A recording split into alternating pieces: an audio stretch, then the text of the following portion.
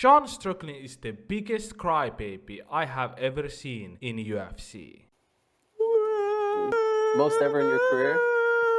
That's not fair, man. He likes to cry a lot for some reason. He goes around, talks so much shit about other people, and when people talk shit back, he starts crying and threatens to kill them. That's fucking illegal. So it all started when Sean Strickland went into Theo1's podcast and starts crying. Let's take a listen.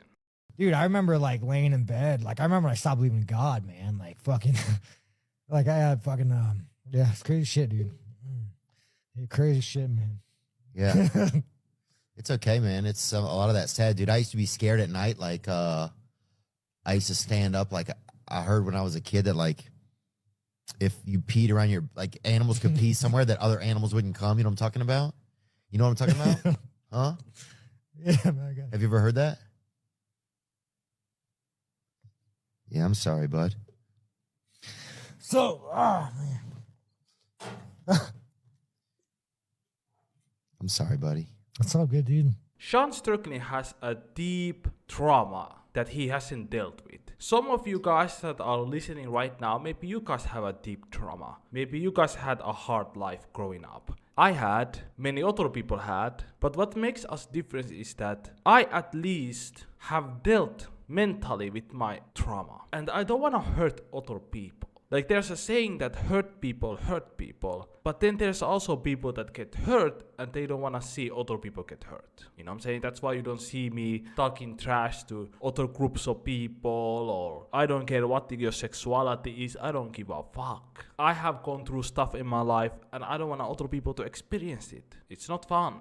But Sean Strickland is opposite. He's hurt, he hasn't dealt with his trauma, so he's dishing out to other people. So I'm gonna show you guys a couple of things that Sean Strickland has said. So first, here is a Kyle Rountree, a UFC fighter fighting at light heavyweight division, amazing fighter. He was talking about thinking about killing himself, and he was crying at the post-fight interview. I'm getting closer to what I said I'm going to do. One day I'm going to be on that billboard. One day I'm going to be on that billboard. So I think that, like, it would mean a lot, man. It would mean a lot, because then that would mean that 20-year-old suicidal, just depressed guy who needed something to look forward to, I would see that, and that kind of, it hits a certain spot. You know what I mean? And I get to...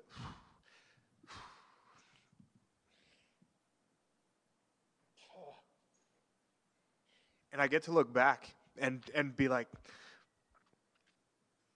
I did it. You know? I did it. Congratulations.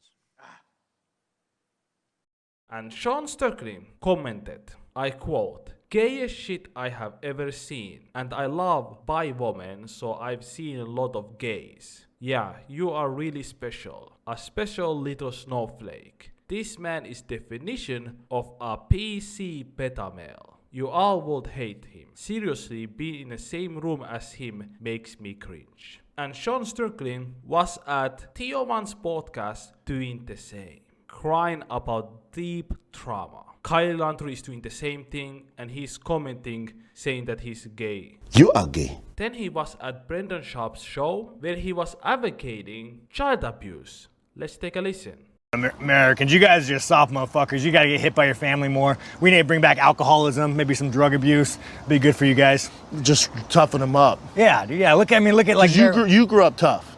Yeah, That's why you have that perspective. I mean, you know, you fucking dodge a couple beer bottles and you're a fucking kid. You harden up. I'm not saying that the world will be a better place with more of me, but you guys need to get hit by your dads a little bit more. Not even hit, not discipline. You guys don't need to be like, I didn't take out the trash, hit. You guys need to get like an alcoholic rage beating, and then you'll start fucking learning how to have, you know, nuts. American. Even Brendan Sharp is looking like, what the hell are you talking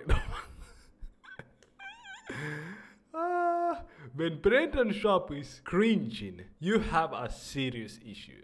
Then, of course, this week he was saying that if you have a gay son, you're a pussy. Gay sons should be abandoned, basically. if you had a son and he was like, you had a son, he was gay, you'd be like, oh man, you don't want a grandkid? No problem with it. Oh man, well, dude, you're a weak fucking man, dude. You're like, You are a weak man for having a gay son, for taking care of gay son. So if you have a gay son, you should just abandon. Isn't this hilarious? This is the same guy that was crying about child abuse. And then he's advocating child abuse. Make it make sense. Since Sean Strickland was talking trash to everybody, of course people are gonna talk back. And Sean Strickland cannot take it. So let's take a listen what Dricus du Plessis said about Sean Strickland. Bro, why are you so angry? Bro, you think your dad beat the shit out of you? Your dad doesn't have shit on me. I'm gonna show you what it's like to beat you. Every childhood memory you have is gonna come back when I'm in there with you. Every single one. The one where you lie in bed at night where your dad comes in and he beats the shit out of you. I will take your fucking soul. You understand me, you fucking pussy? Yeah, you fucking laugh, you fucking faggot. Yeah, I got a nerve. I see I hit a nerve there. Yeah, you fucking did hit a nerve, you fucking bitch. Go ice your fucking ankle, you fucking coward. Oh, man, that's it. All right, now. Isn't that hilarious? He cannot take it. And we all know how that ended.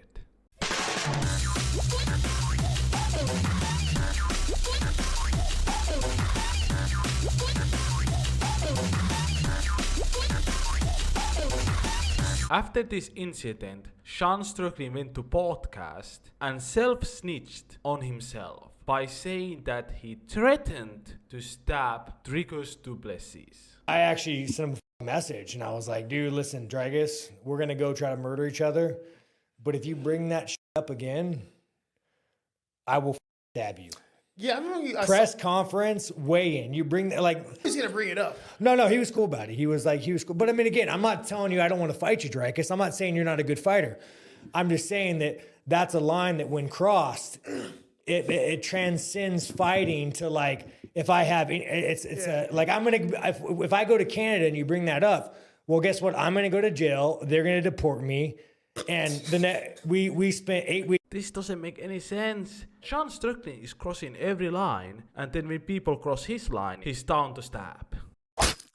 And then he went on Twitter and wrote this huge tweet saying that you can make fun of everything else, but you cannot make fun of people's childhood trauma. Meanwhile, he's literally making fun of Kyle Ranturi's childhood trauma, saying that he's gay. But people cannot make fun of his childhood trauma, but he can make fun of other people's childhood trauma. And advocating for childhood trauma. Sean Strickland is the biggest pussy in UFC.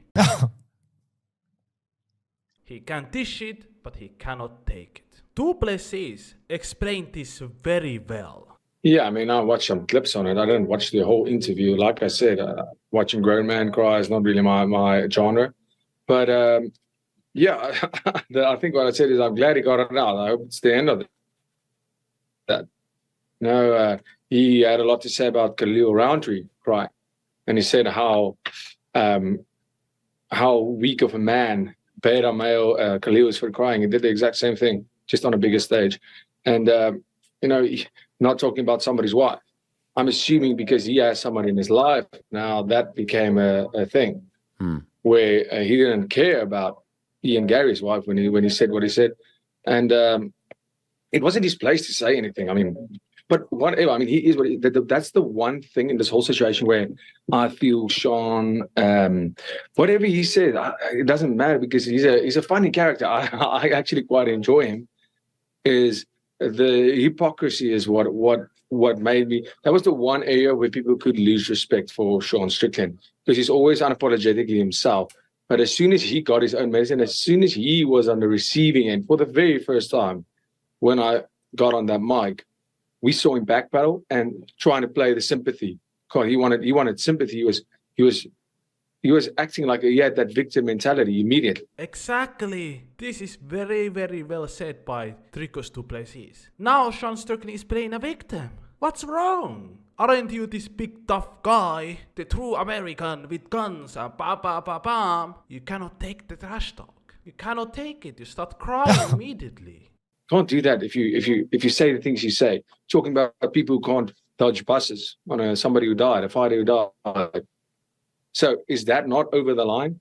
Let me give you guys a quick backstory to that. So there was a female MMA fighter, a 21-year-old Charlie Lip, that died in a car crash. Everybody in MMA community was wishing her family condolences. Even Dana White and the UFC posted her picture on UFC pages. So Sean Strickland came out and said that people die all the fucking time. She wasn't that fucking good. She had 3 wins and 2 losses record, coming off a loss against a fighter with 1 win and 1 loss record. He's literally talking trash to a 20-year-old young woman who died in a car crash. Let that sink in.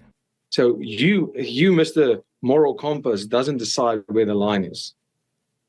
He doesn't have the right to decide where that line is. And now all of a sudden the line is where he wants it to be. No, I don't think so. And that's what I said. The one thing where, like I said, I have a lot of respect for him. I'm actually quite fond of Sean Strickland. The one thing is the hypocrisy that you can go and say, listen, this is not the way to go. You stick to your guns. Stick to trying to be a tough guy. That's what you can do. Exactly. You cannot be a tough guy and a pussy at the same time. Pick one. You're either gonna talk all that trash or you're gonna be quiet. Which one you gonna be? If you're gonna talk all that trash, you better prepare for everybody else to talk trash back. Even Isiah said the same thing. Also, the whole thing with him crying. You know what's funny? He rolled the clip back when he's crying in the cage. I was like, hey, stop crying like a bitch. And he's like, hugs me. I'm like, ah, sorry. I'm joking, obviously. But it was kind of ironic. I was like, hey, stop crying like a bitch. Because he's making fun of me, boy, he's such a soy boy and this and that. It's just funny. I find it funny how he can dish it but can't take it. And that's very telling for me.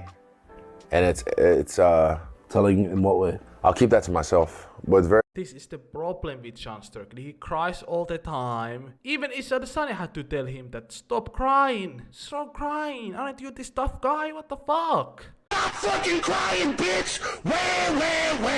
I don't wanna fucking hear it!